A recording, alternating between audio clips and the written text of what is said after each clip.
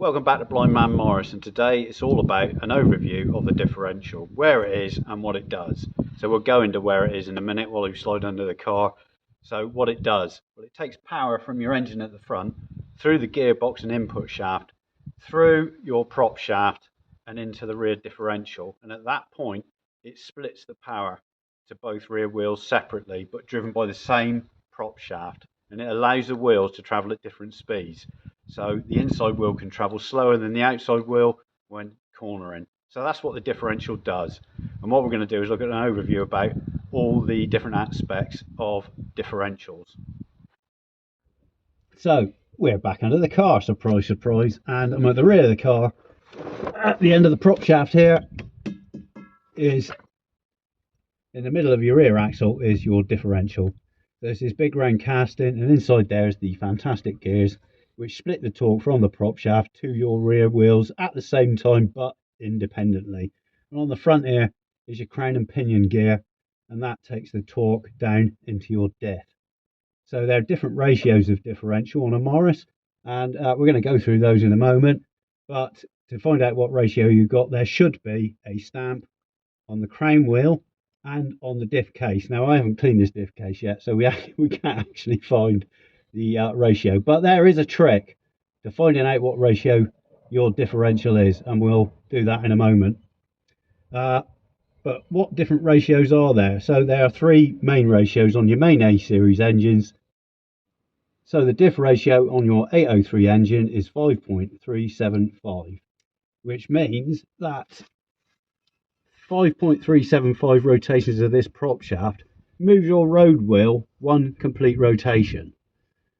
So if we go to the 948 standard diff, which is 4.55, so that is 4.55 rotations of your prop shaft, moves your road wheel one rotation. And down to your 1098 differential ratio, which is a 4.22. So 4.22 rotations of your prop shaft drives this wheel one rotation. So that's what the differential ratios mean. And how does that affect your driving conditions? So the higher the number, so in the case of the 803 it would be a 5.375, means the faster the engine has to turn before it turns the wheel once on the road. So that's very nippy at slow speeds. So it's like driving your old bicycle in first gear up a hill. You're pedaling a lot, but your rear wheel's not moving very much. So if you go to the other extreme, so your 1098 engine diff ratio, which is 4.22, that means you're in third gear going up a hill, so you're not pedaling quite as much to turn your wheel. So let's show you a trick on how to find out what sort of diff you've got if you can't see the number on your casing. First of all, you get a piece of chalk and you mark your prop shaft. You can see it from your side. Nice straight line. Yeah, like that. Okay. So can you see that? Yes. Right. So I'm assuming, because this is a 1962 car, and although it did become modified to running a 1098 engine, but they never probably changed the diff. So I'm assuming that the diff in this car is a 4.55, but I don't actually know. So let's find out. So before I spin the road wheel, I've got to make sure the other road wheel is jammed. So I'm only spinning one wheel and the other wheel's not moving at all. And what we're going to do is I'm going to spin the road wheel now, 2 rotations, and that'll give me the diff ratio. So you're going to watch your chalk mark? Yep, I'm ready. Right, I'm going to go and spin the wheel. So you're keeping an eye on where the valve cap is? I am going to use the valve cap as my datum point. Are you ready? I am ready. So I'm going to take out the backlash first, which is tell me when it starts moving. Yeah, it's already started moving. You'd Right. already taken it out. Okay, ready then? Yep. Here Go. we go. I'm turning the wheel. That's 1. That's 2. That's 3. That's 4. There. Okay, so that's 4.5. That's 4.55. Yep. Okay, let me come back under this. So what I did there is I rotated the road wheel twice using the valve cap as my start and stop point.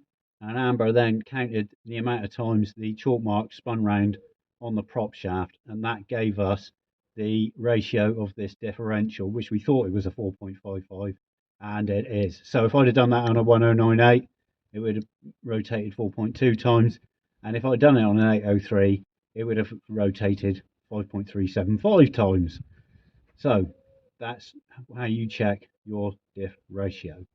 So now let's look at how to see how worn it is. So first things first, the easiest way to know whether you've got a worn diff or not is actually by hearing it. So a good diff is a silent diff, and you shall hear whining coming from the back end of your car on acceleration and deceleration, especially going downhill. You can change, and as you coast, you can hear whining coming from the rear diff. That just shows you it's a worn diff. It might not be worn out. And I'm going to show you now another way to see how worn your diff is by testing the amount of backlash you've got on your prop shaft connecting to your differential. So this is a different method of checking your backlash. Now this isn't an accurate method, this is just a general feel to see how much wear you've got on your diff, your crown and pinion gear at this end. It's all the components in your differential, so that's what we're looking for. We're under a different colour, car's on the floor, and I'm looking for the backlash on this car. So I'm just going to twist the prop shaft with my hand to see how much play there is. And actually that's quite tight. I've just checked the other 3 cars and they're all fairly similar, but what I am going to do is check the oil level in this one, because that feels a bit dry to me. Bit noisy. A little bit noisy, this one, so I'm going to have to check the oil level in that. And the other thing to mention while I'm under here, what I've just remembered is I've mentioned 3 ratios of differential with the 803, 948 and the 1098, but there was a bit of variation in the earlier differentials. I think there was, can you remember what they were? Yeah, I think there was some variation. There were also some special cases as well where they had different. So the the MM was a 4.55, but I know that as the car numbers changed, there were different ratios. So the 5.375, I think, is what you would buy today, isn't it, if you were putting it in an 803? That's the only one you can get, I think. But I think there was a 5.1, and also, as I say, in the MM, I think there was a 4.55. But there is variation depending on the car number. There you go. I've got my finger in the diff and a little bit low, so I've got this oil can with EP90 GL5. Some people use GL4 on the older diffs. I'm just going to pump away. They're going to drop on your head. What? Is the oil going to drop on your head? No, I'm not under it. Oh, okay. My hands are under it. Does it look like it's under my head? Yeah. No. One way of finding out. I'm under the petrol tank. My hands are under the differential.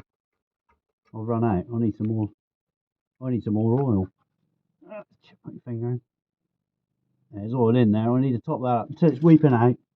So I need to get some more oil. I'm going to top that up and then refit the plug. Now, another symptom of a loose and worn diff is a thump when you change gear. So that can be one of 3 things, actually, especially coming from the rear end of the car. It could be a worn universal joint, which is this joint here. It could be a worn diff, which means this increase in backlash there. Or actually, more commonly, it's the U-bolts on your leaf springs probably need tightening. So before you get worried and upset, thinking every time you change gear and go uphill or decelerate, there's a thunk coming from your back end, just check your U-bolts on your leaf springs and give them the tighten. That may get rid of the problem, because there's a pair of rubber pads which connect your U-bolts to your leaf spring through all the plates, and over a period of time, obviously, they get compressed and thin and worn and perish, so that you can get a bit of movement on your floating and rear axle. So it's important that you, every year, check the tension and tightening of your U-bolts. So if you are getting a thunk from your rear end, check your U-bolts first before you do any other investigation. And hang on. Yeah. 2 other things I was going to mention. Go on then. One is having just been to the National recently, We if did. you were buying a diff at the show, it should say what it is on it. It should. But if it didn't, there is a way that you could work out what it was. Oh, you mean counting the crane wheel teeth? The pinion. Pinion and crane wheel, the ratio between The the ratio, two. yeah. Yes. Yeah, because it doesn't say on it, on the casing. It won't say on the casing 4.22. No, it's not as easy as that. No, it's imperial. Yeah, you're quite right. I forgot to mention that. Yeah. So if it's stamped on the casing, I'll give you an example. 10/39. That is the number of crane teeth, which will be 39, I'm assuming. Yeah. Going down to the number of pinion teeth, which is 10. So you have to divide the 39 by 10, and that will give you your ratio, which would be then 3.9. So that is your ratio. So the differential ratio stamped on your casing will be in imperial, and you have to then convert that to decimal to give you your ratio that you're looking for. And the 3.9 is actually the common upgrade, isn't it? So if you've got a 1275 engine, Yes, that's the standard differential that is. you would see. And some 1098 people will move upgrade the differential to a 3.9 to give them more cruising on the motorway. I think it also depends on what sort of road conditions you drive in. So not road conditions, what sort of driving you do. Actually, it's more about how much driving do you do. If you do a lot of long distances and occasionally do a fair bit of motorway driving, you're going to want a 3.9 diff, because that gives you much better cruising speed and quieter. It's like adding a fifth gear, really, in a way. It's quite a good conversion.